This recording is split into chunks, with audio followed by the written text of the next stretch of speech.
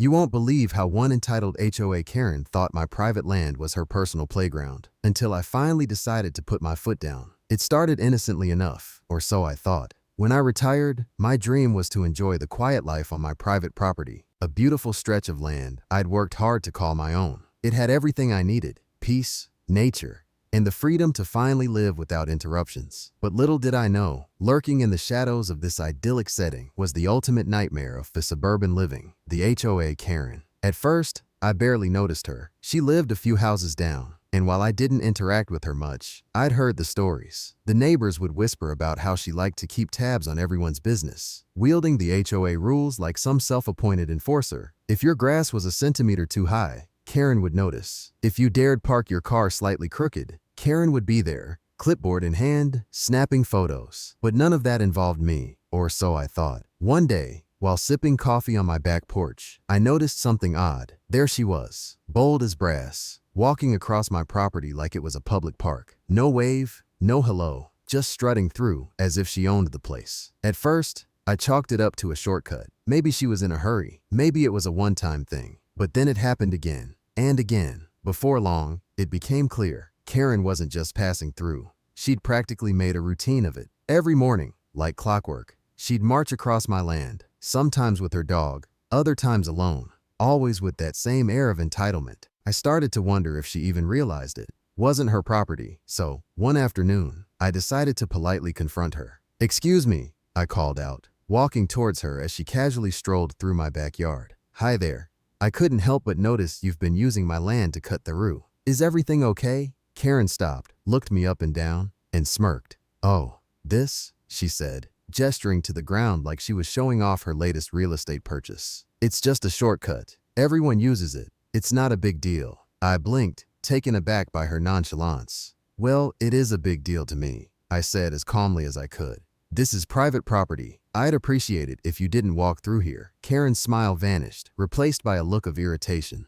"Private property?" she scoffed. "You've got all this land, and you're worried about me walking across it? Don't be ridiculous." Ridiculous. That's what she called it. As if my boundaries didn't matter. As if my hard-earned retirement dream was nothing more than her convenience. I wanted to argue, to make her understand. But something about her tone made it clear. Karen wasn't the type to listen. So, I let it go. For the moment. But as the days turned into weeks, her trespassing only got worse. She'd linger longer, sometimes stopping to let her dog roam. Without a leash, of course. I even caught her picking flowers from my garden one morning. That was the last straw. I decided it was time to take action. I started by putting up no trespassing signs around that perimeter of my property, hoping that a clear warning would do the trick. But Karen? Oh no. She wasn't about to let a little thing like that stop her. If anything, the signs seemed to annoy her. I caught her rolling her eyes at them as she walked by. Once, I even saw her pull one out of the ground and toss it aside like it was trash. The audacity was unreal. At this point, it wasn't just about the trespassing. It was the principle. This was my land, my safe haven,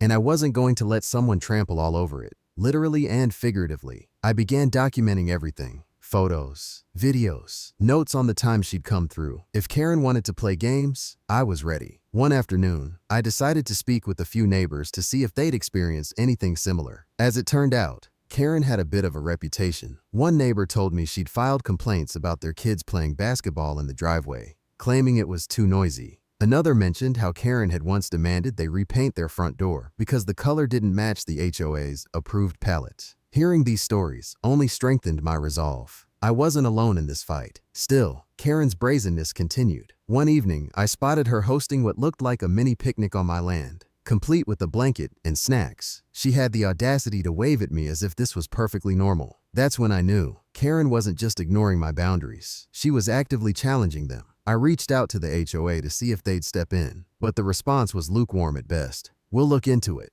they said, which was code for, "We're not doing anything." It seemed Karen had some pull with the HOA board, or maybe they just didn't want to deal with her wrath. Either way, it was clear I'd have to handle this myself. As I stood on my porch one evening, watching Karen once again saunter across my land like she owned it, I made a decision. Enough was enough. It was time to reclaim my space and my peace. Little did Karen know, the battle for my land was just beginning. The first step to reclaiming my property was setting clear boundaries. Literally. Early one morning, I headed to the hardware store, and picked up everything I needed to install a proper fence around my land. This wasn't just about keeping Karen out. It was about taking back control of the space I'd worked so hard for. It took a few days of hard work, but by the end of the week, the fence was up. It wasn't fancy, but it was sturdy and did the job. I even added a locked gate with a sign that read, "Private property, no trespassing." I thought that would be the end of it. After all, how could anyone argue with a physical barrier and a clear warning? But Karen, being Karen, was not one to back down so easily. The first time she encountered the fence, I was watching from my porch. She stood there, hands on her hips, glaring at it like it was a personal insult. For a moment, I thought she might turn around and walk away. Instead, she did something I never expected. She climbed over it. I couldn't believe my eyes. This woman, who had no claim to my property, was scaling my fence as if it were a mere inconvenience. I rushed outside to confront her. "Karen, what on earth are you doing?" I shouted. She landed on the other side and brushed herself off, completely unfazed. "Your fence is blocking my usual path," she said, as if that explained everything. "I've been walking this way for years. You can't just block it off." "Actually, I can," I replied, trying to keep my voice steady. "This is private property. The fence is here to keep people out." Karen crossed her arms and glared at me. "You're being unreasonable," she said. "I'll be bringing this up with the HOA." And with that, she marched off, leaving me fuming. It was clear that Karen wasn't going to respect my boundaries without a fight, but I wasn't about to back down either. If she wanted to escalate things, so be it. I was ready. Despite the fence and my repeated warnings, Karen's defiance only grew stronger. It was no longer just about crossing my property. It was a full-blown challenge to my authority over my own land. She began involving the HOA, filing complaints against me for restricting community access. Her antics escalated to the point where she was calling meetings and gathering support from other residents who barely even knew the situation. At this point, I realized I had to take things a step further to protect my property and my peace. When the authorities finally arrived, Karen was ready to play the victim, but I came prepared with proof that would change everything. After weeks of dealing with Karen's trespassing, I was done. Despite everything, putting up a fence, documenting her every move, and even trying to have a civil conversation, she refused to respect my property. It was clear, Karen didn't care about boundaries. But when she called the police, I realized things had just crossed a line. One afternoon, I was tending to my garden when I saw her pacing outside my fence, her phone pressed to her ear. She was agitated, throwing me occasional glares. At first, I thought it was just another rant, but soon, the sound of police sirens interrupted my thoughts. That's right, Karen had called 911. As the patrol car pulled up, Karen looked victorious, as if she had finally won some battle. "They're here to set you straight," she said with a smug smile. But I wasn't worried. I was prepared. Karen wasted no time in painting me as the villain. "Thank goodness you're here," she exclaimed, dramatically pointing toward my property. "This man is harassing me, blocking off community access with this ridiculous fence. It's against the HOA rules. He's making everyone's life miserable." Her performance could have been an award-winning act. She even threw in fake concern, claiming that she felt unsafe due to my actions. The officers nodded, took notes, and then turned to me. "Sir, would you like to explain your side of the story?" one of them asked. This was my moment to take control. I calmly pulled out my phone. "I've documented everything," I said confidently. I showed them photos of Karen walking through my property, ignoring the no trespassing signs.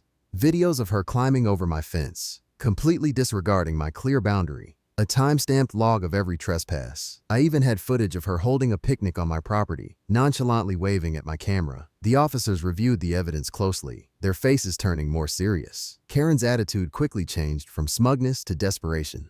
That's not what it looks like," she stammered. "I've been using this path for years. It's practically public property." One of the officers raised an eyebrow. "Ma'am, this is clearly marked private property," he said, pointing to the signs in the fence. "The video evidence shows you repeatedly ignored these boundaries." "But the HOA..." Karen started to argue, but the officer cut her off. "HOA rules don't override property laws," he said firmly. "This land belongs to him, and he has every right to enforce his boundaries." Karen, speechless for once, stood there, realizing that her manipulative game was over. With the situation fully explained, the officers asked, "Would you like to press charges for trespassing?" I hadn't considered taking things that far, but after everything, it seemed like the right moment. "I don't want to escalate things unnecessarily," I replied, "but I do want her to understand that this has to stop. Could you issue her a formal warning?" The officers agreed, turning to Karen. "Ma'am, Consider this your official warning. If you trespass again, there will be legal consequences." With that, Karen huffed, turned on her heel, and marched off, muttering under her breath. As the police left, I felt a weight lift off my shoulders. For the first time in weeks, I felt like I had control over my property, and more importantly, my peace of mind. But deep down, I knew Karen wasn't the type to back down completely. The battle may have been over, but this wasn't the end of her antics.